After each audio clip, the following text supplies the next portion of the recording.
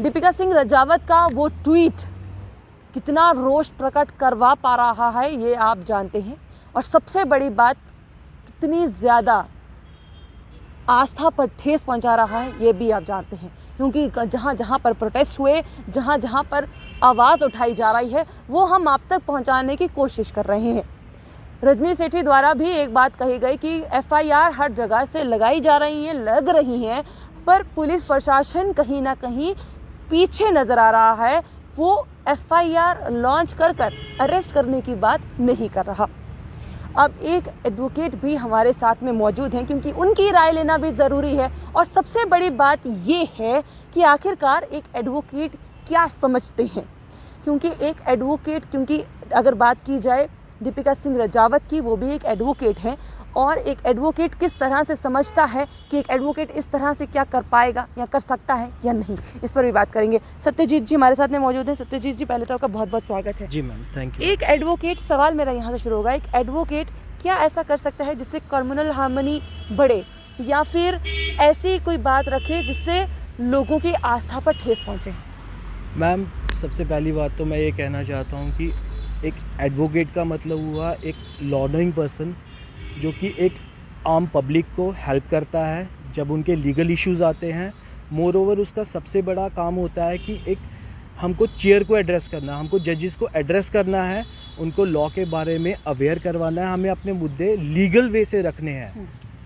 मैं ऐसे एक इंसान को कि सिर्फ एक लॉ की डिग्री पकड़ ले और अपने जो बेसिक उनको सिखाया जाता है कि हमको लीगल वे से लोगों को चलाना है और लीगल रिप्रेजेंटेटिव बनना है लोगों का, वो भूल जाए और ये अपना उल्लू सीधा करने के लिए, या मैं बोलूँगा अपने निजी स्वार्थ के लिए, जो ऐसी एक हरकत करे जिससे समाज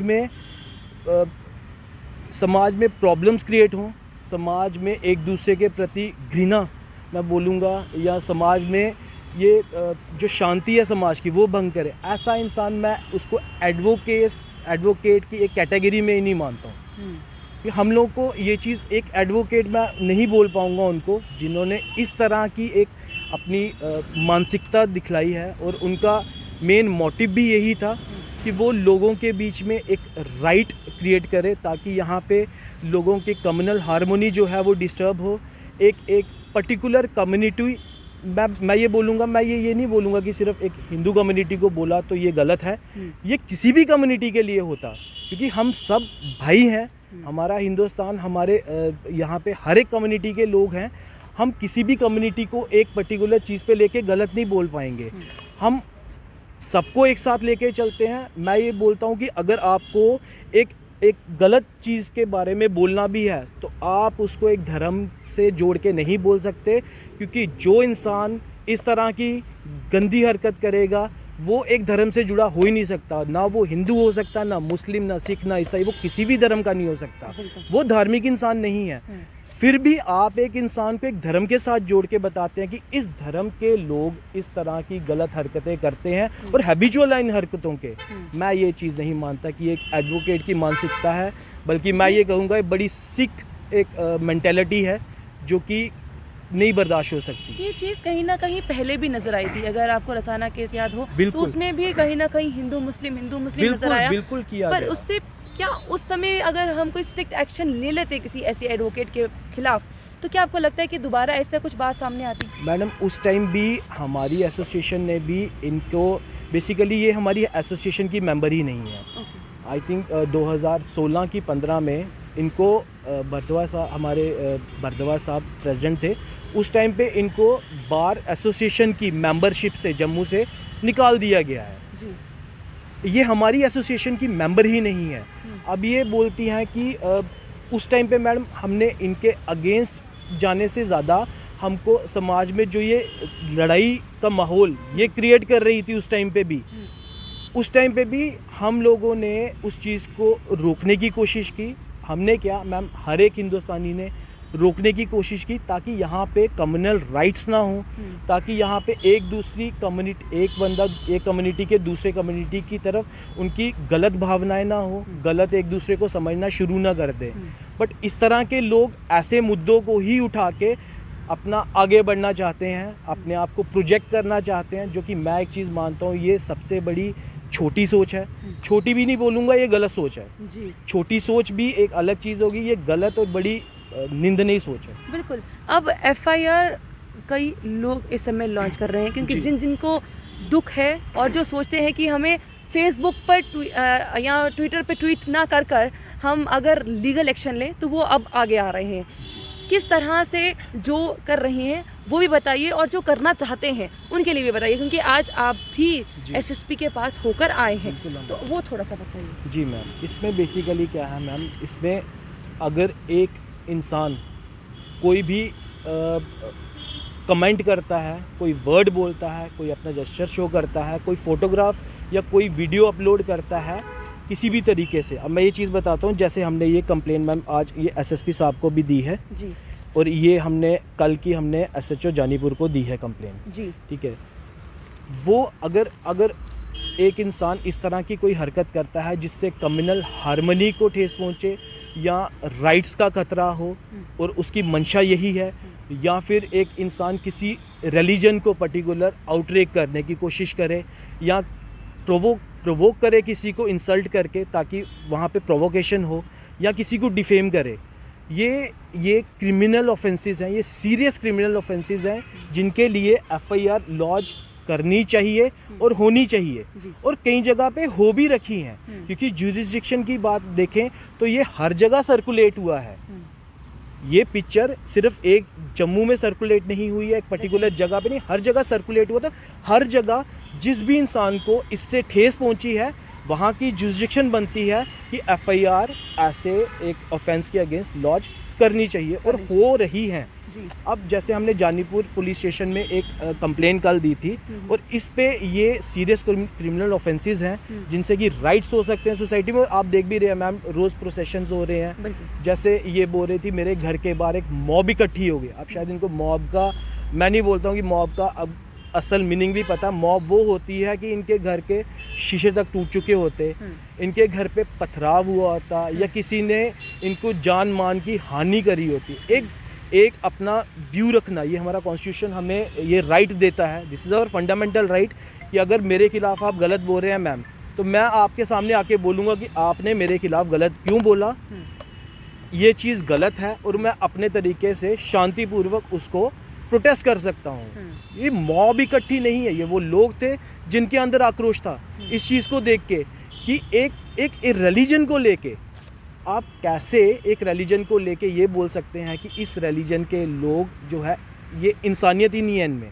बिल्कुल, इन्होंने तो उस रिलीजन को ही इंसानियत से परे कर दिया है कि ये लोग इंसान ही नहीं है। ये लोग सिर्फ 9 दिन ये ड्रामा करते हैं नवरात्रि का, और स्पेशली नवरात्रि के फेस्टिवल को चुना गया, लिखा गया। ये मानसिकता दिखाता है और ये एक कॉन्स्पिरेसी दिखाता है मैम कि इनके पीछे क्या एजेंसीज़ हैं, क्या इनके पीछे कहाँ से इन्फ्लुएंस हो रही हैं कि ये इस टाइम पे इनको इन्फ्लुएंस करके ये वहाँ पे राइट्स करवाना चाहती हैं।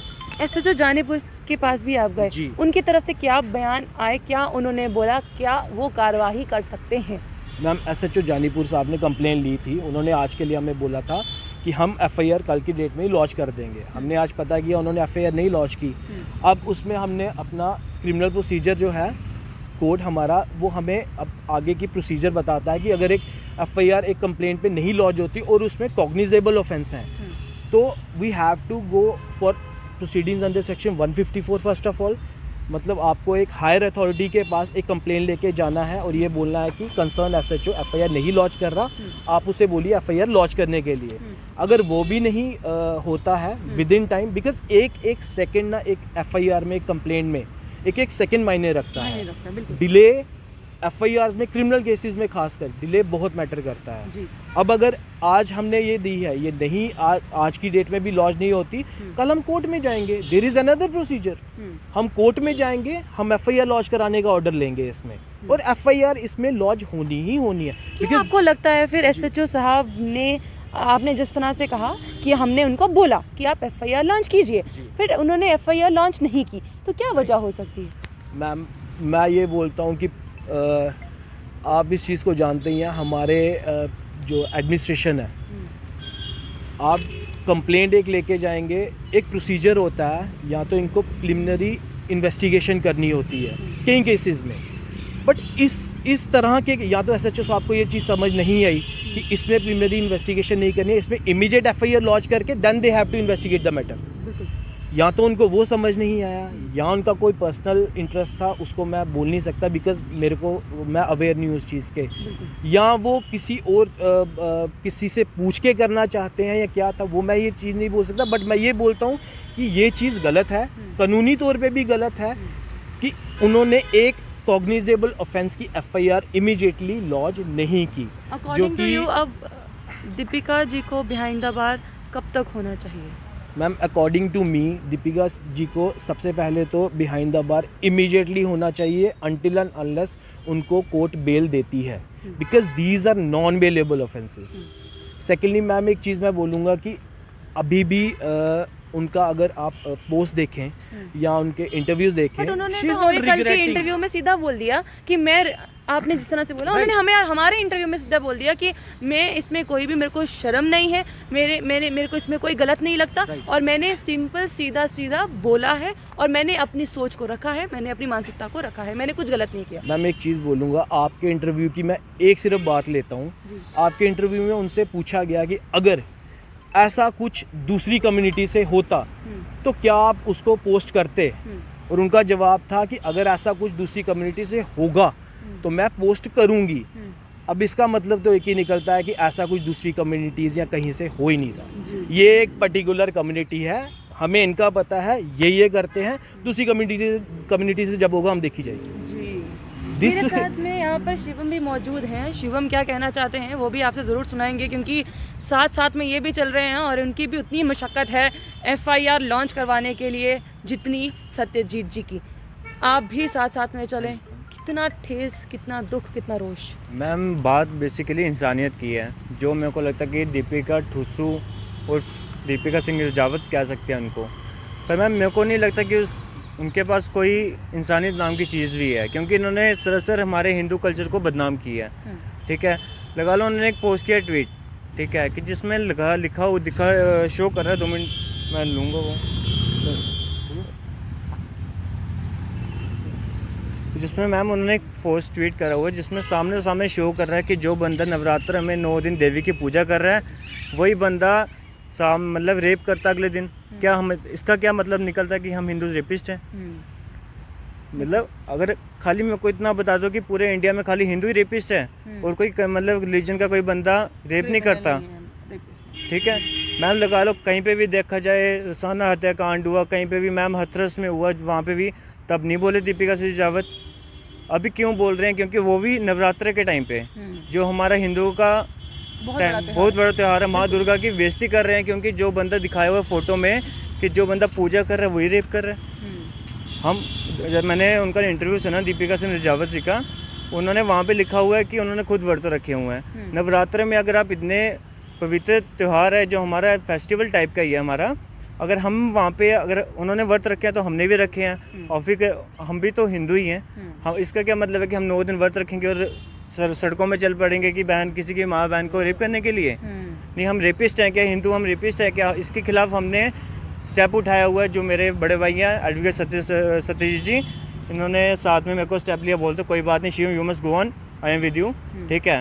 तो हम लगा लो हम इसके खिलाफ कड़ी से कड़ी निंदा करते हैं कि जो हुआ है नहीं हुआ, पर मैं इसको कोर्ट को पहले हमने एसएचओ से बात करी है, वो लेते हैं एफआईआर तो ठीक है, नहीं तो हम कोर्ट में जाएंगे और अच्छे से करेंगे ताकि इनका बार एसोसिएशन का लाइसेंस भी कैंसिल हो और इनको जो हमने किया हुआ है उसके लिए उनको सज़ा भी मिले। बिल्कुल, यहाँ पर ये बात भी एक जेन्युइन होनी चाहिए कि आखिरकार ऐसे एडवोकेट आने वाले पीढ़ी के लिए भी कहीं ना कहीं घातक सिद्ध न हो जाएं।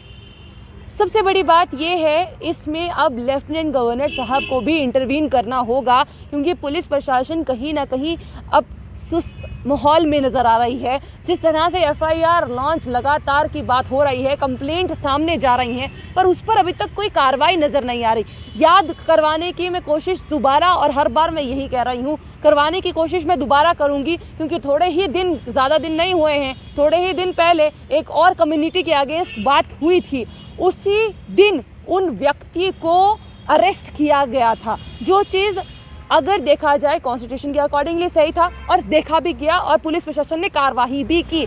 बट अभी ऐसा क्यों नहीं हो रहा, ये एक बहुत बड़ा सवाल है। और आखिरकार क्यों, वजह क्या हो सकती है, ये अब मैं आप लोगों से भी प्रश्न कर रही हूँ, क्योंकि आपके प्रश्न का उत्तर का इंतज़ार हम सभी कर रहे हैं, ज़रूरत भी है।